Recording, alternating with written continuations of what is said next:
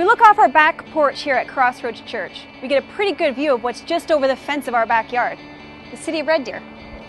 We see the buildings, the landscape. We kind of get a nice overview of this place that most of us know as home. For those of us who live here, the familiar landscape of our city can sometimes go unnoticed as just the way it is, or even just the way it always will be. Yet most of us would agree that not all is well in our city of Red Deer. Over the last few years, we've heard some alarming statistics about our city.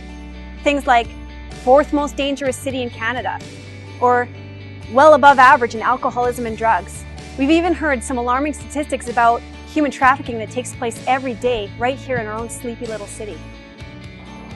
Here at Crossroads Church, we believe that God has called us to be a blessing to our community. In Jeremiah 29, God commands the Israelites to not only pray for their city, but also to seek its welfare. Over the past year, the leadership at Crossroads Church has begun to ask the question, what would it look like to actually seek the welfare of our city in unprecedented capacity to a point where we might actually change the trajectory of life here in Red Deer? In the Bible, when Jesus looked out across the crowds, he had compassion on the people, a compassion that moved him to not only be concerned about their spiritual well-being, but their physical well-being and their holistic well-being as well. If we were to zoom in on our city, peer over the fence of our backyard, and examine some of the deep-rooted issues that lie at the heart of our city, what do you think we'd find? Some of Red Deer's social issues are actually quite visible once we start looking. If we were to spend a night out on these streets, we'd see things like homelessness, addiction, sex trade, probably a soup kitchen line here or there.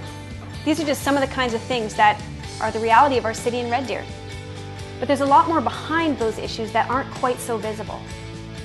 For example, what's caused homelessness in Red Deer? Is it possible to actually stop addiction before it starts?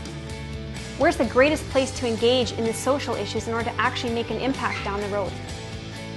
As a church leadership, these are the types of questions we began asking and wanted to hear from our community, the people who are already engaged in these issues. As we asked, we learned some really interesting facts about our city in Red Deer. Some things that kind of make our cultural dynamic a little bit unique, but also have long-lasting impacts on our social spectrum.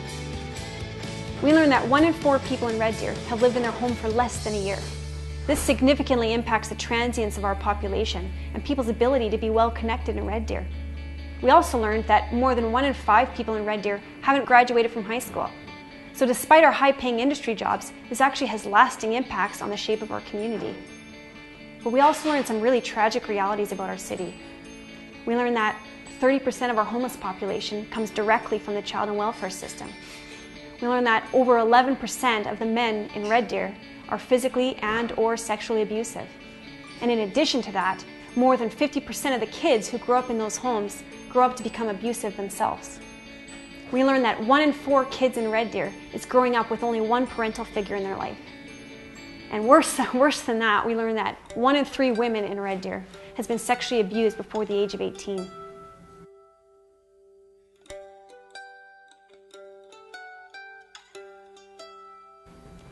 When we asked the agencies where amidst the social spectrum they thought it would be best for us to engage, almost unanimously the common denominator was unsupported families in crisis. In your faith community can be amazing mentors for each other. You know, you've got, I think you said there's 2,500 of you. So you imagine how many role models and mentors there are in that number of people who could be mentoring and role modeling for young couples just starting out. How many fantastic parents you have in your faith community who could be, you know, not just showing new couples how to create and sustain a healthy relationship, but how to create and sustain healthy parenting skills and relationships too. It's wonderful, and we're very grateful to have people come in and do bedroom makeovers or, you know, do the bricks and mortar kinds of projects. But what we want is we want people to really engage with us in the work we do with the people that we serve. So to become very much aware of the families we have here, what's going on with them, and together what we figure out is what works for the people that want to become engaged with us. Do they want to be mentors? Do they want to be support people in the community for these families? A lot of these families are marginalized and live in isolation. They need the mentors. But we figure out together, how do we work together to support the people? The bricks and the mortar stuff is, it's valuable, it's important, but the reason we're here and the reason we're having this conversation is about the people that we're really about serving. We need caring, compassionate people in community to work with our families, engage with our families, understand the issues, and work with us around generating the solutions. We know that we can't invest in every social issue in Red Deer, but as a church, we feel that God is asking us to significantly invest in some issue in order to make a greater impact. After listening to the social agencies in our community and hearing their heart, we feel loud and clear that what they're wanting from us is actually our unprecedented amount of compassion to be poured into the root causes of these social issues. In 2011, the City of Red Deer did an expansive study on our homelessness and poverty. And the results of that study showed that unless we begin pouring our resources and our time and our energy into the issues that are causing these things, we're only going to see a long-term increase in social issues down the road. If we at Crossroads Church actually want to have an impact, a long-term impact on the social issues in our city, it's time that we actually started putting tangibles to the phrase, give life. What does it look like to help families in crisis in hopes to actually impact the next generation and stop some of these things from happening? Where do we start? What do we actually need to do? What do we need to learn together in order to actually be effective in this area? These are the types of questions that we need you to engage with us on. Giving Life isn't a program. It's the heart of Jesus through the hands of His church.